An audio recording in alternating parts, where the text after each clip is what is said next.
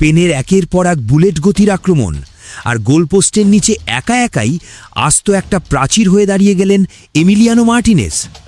ভাঙল স্পেনের স্বপ্ন, আর ফুটবল বিশ্ব দেখল ইতিহাসের অন্যতম সেরা গোলকিপিং প্রদর্শনী।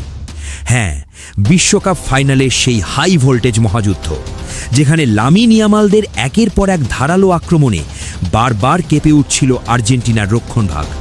স্টেডিয়াম জুড়ে তখন রুদ্ধশ্বাস উত্তেজনা, কিন্তু স্পেনের সেই নিশ্চিত ঝড়কে একাই থামিয়ে দিলেন একজনই, তিনি এমি মার্টিনেজ।